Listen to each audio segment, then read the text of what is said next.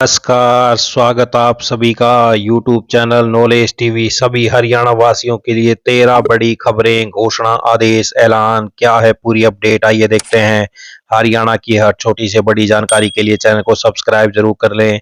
तो चलिए देखते हैं सभी हरियाणा वासियों के लिए 13 बड़ी खबरें, घोषणा, ऐलान। अब जीमेल यूजर्स के लिए बड़ी खुशखबरी है। जीमेल यूजर्स के लिए लंबे समय से एक बड़ी समस्या यह थी कि एक बार ईमेल आईडी बन जाने के बाद उसका यूजर नेम बदलना संभव नहीं था।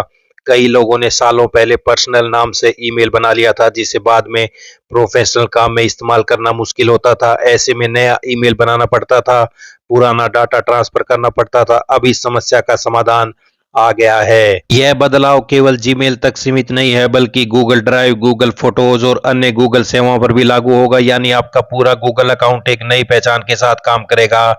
यूजर नेम बदलने के बाद भी पुराना डाटा डिलीट नहीं होगा। आपका पुराना ईमेल एड्रेस एक एलियास की तरह काम करेगा, यानी आप पुराने ईमेल से भी लॉगिन कर पाएंगे व नए ईमेल से भी मेल भेज व प्राप्त कर सकेंगे। यह सुविधा प्रोफेशनल यूजर्स के लिए बहुत फायदेमंद है। गूगल ने यूजर नेम बदलने के लिए कुछ नियम भी बनाए हैं। यूजर साल में केवल एक बार यूजर नेम बदल सकता है और कुल मिलाकर जिंदगी में 3 बार ही यूजर नेम बदलने की अनुमति होगी। नया यूजर नेम उपलब्ध होना चाहिए और जीमेल के नियमों के अनुसार होना चाहिए। तो अपने गूगल अकाउंट की सेटिंग में जाएं, पर्सनल इन्फो वाले सेक्शन में जाएं, यूजर नेम या ईमेल का ऑप्शन चेक करें, एक नया उपलब्ध gmail.com यूजर नेम सेलेक्ट करें, चेंज कंफर्म करें और सेटिंग सेव करें। तो ये बड़ा बदलाव जीमेल यूजर्स के लिए बड़ी राहत, अब बदल सकते हैं यूजर नेम। हरियाणा कौशल रोजगार निगम लिमिटेड में 180 पदों के लिए आवेदन मांगे गए हैं। निजी एजेंसियों में कार्य करने के लिए security guard, warehouse supervisor और सिक्योरिटी सुपरवाइजर के पदों के लिए 11 अप्रैल तक आवेदन मांगे गए हैं। हाउस कीपिंग और पिकर्स एंड पैकर्स के पदों के लिए 10 अप्रैल तक आवेदन किए जा सकेंगे। सिक्योरिटी गार्ड के लिए 50 पद हैं। पंजाब के मोहाली और हरियाणा में नौकरी का मौका मिलेगा। चयन होने पर 21,000 रुपए प्रति महीने वेतन मिलेगा। सिक्योरिटी सुपरवाइजर के 30 पदों पर चयन होने पर प्रति माह 30,000 रुपए मिलेंगे। वेयर हाउस सुपरवाइजर के 20 पदों के लिए चयन की स्थिति में 21,000 रुपए प्रति महीने वेतन मिलेगा। हाउस कीपिंग के 30 पदों के लिए प्रति माह 15,500 रुपए।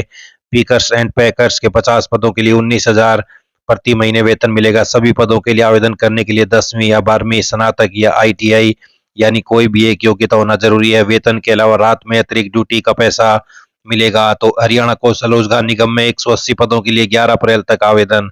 आइए अगली बड़ी घोषणा देखते हैं। हरियाणा में सरकारी स्कूलों के छात्र छात्राओं को नए शैक्षणिक सत्र में भी मुफ्त यात्रा की सुविधा मिलती रहेगी।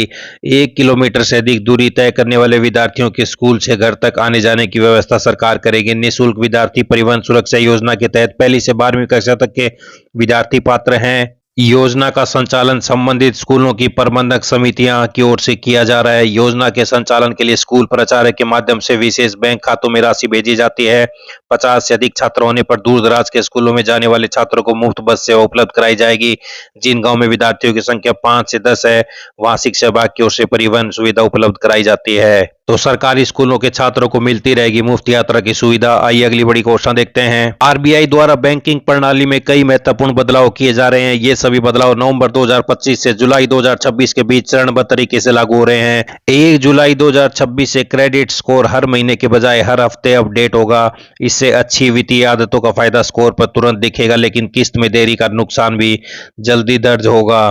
ब्याज दर में मोल भाव। क्रेडिट स्कोर जल्दी अपडेट होने से ग्राहक अपने बेहतर स्कोर के आधार पर बैंकों से ब्याज दरें कम कराने के लिए अधिक प्रभावी ढंग से मोल भाव कर सकेंगे।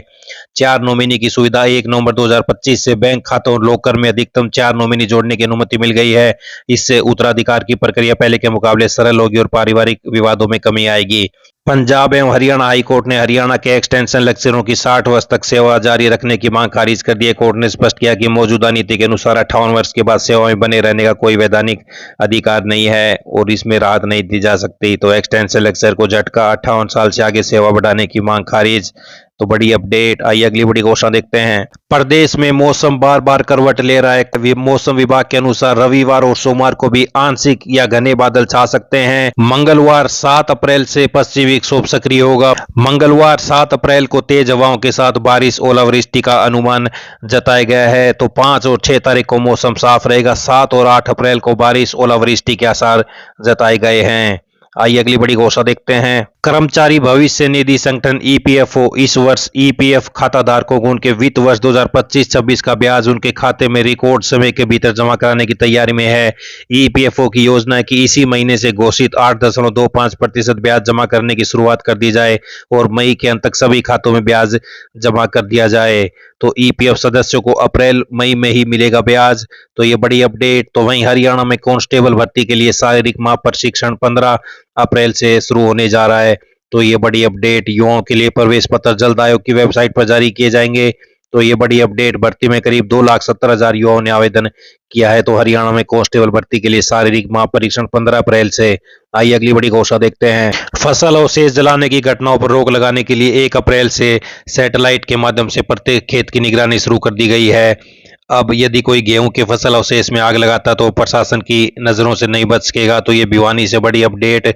आग लगाई तो नहीं होगा पोर्टल पर पंजीकरण। फसल अवशेषों में आग लगाए जाने पर नियमानुसार चालान किया जाएगा। इसके साथ ही संबंधित किसान का मेरी फसल मेरा ब्यौरा पोर्टल पर पंजीकरण अस्थायी रूप से निलंबित किया जा सकता है, जिससे वह आगामी 2 वर्षों तक किसी भी सरकारी योजना का लाभ नहीं ले सकेगा। तो ये बड़ी अपडेट। उल्लंघन करने पर कंट्रोल रूम को तुरंत मिलेगी सूचना। सैटेलाइट से खेतों की निगरानी शुरू। फसल अवशेष जलाने पर सख्ती। भिवानी से बड़ी अपडेट। आइए अगली बड़ी घोषणा देखते हैं। विद्यार्थियों के लिए बड़ी खबर। हरियाणा विद्यालय शिक्षा बोर्ड द्वारा नई शिक्षा नीति के तहत सेकेंडरी व सीनियर सेकेंडरी की 2 बार परीक्षा आयोजित कराने का निर्णय लिया है। इसके लिए इच्छुक परीक्षार्थी दूसरी परीक्षा के लिए 4 अप्रैल से 10 अप्रैल तक आवेदन कर सकते हैं। तो ये बड़ी अपडेट। बोर्ड की कक्षा 10वीं 12वीं की दोबारा परीक्षा के लिए ऑनलाइन आवेदन शुरू। तो वेबसाइट पर आवेदन कर सकते हैं। तो ये बड़ी अपडेट। आइए अगली बड़ी घोषणा देखते हैं। हरियाणा में जनगणना 2027 को लेकर तैयारियां शुरू हो गई हैं। 60,000 से अधिक कर्मचारियों की जनगणना में ड्यूटी लगाई गई है। इन सभी को 6 से 22 अप्रैल तक जिला स्तर पर प्रशिक्षण दिया जाएगा। हरियाणा में 1 मई से होगी शुरुआत। 60,000 कर्मचारी जनगणना करेंगे। प्राइवेट शिक्षक भी लगेंगे। स्वयं गणना खुद दर्ज कर सकते हैं आप अपनी जानकारी। डिजिटल इंडिया की दिशा में एक बड़ा कदम उठाते हुए सरकार ने स्वयं गणना पोर्टल की सुविधा भी दी है। नागरिक इस पोर्टल पर जाकर 16 से 30 अप्रैल तक अपनी जानकारी ऑनलाइन भर सकते हैं। जानकारी दर्ज करने के बाद एक विशिष्ट स्वयं आईडी मिलेगी।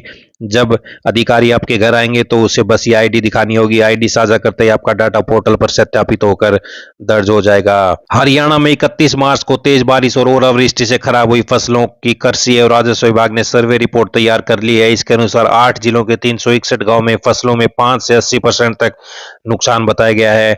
इनमें हिसार के 171, रेवाड़ी के 77, सोनीपत के 30, चरखी दादरी के 25, महेंद्रगढ़ के 24, झज्जर के 12, भिवानी फतेहाबाद के 11 गांव शामिल है। अधिकतर इलाकों में नुकसान 25% से कम दिखाया है। इस पर किसानों का कहना है कि फसलों में नुकसान ज्यादा है लेकिन दिखाया कम जा रहा है।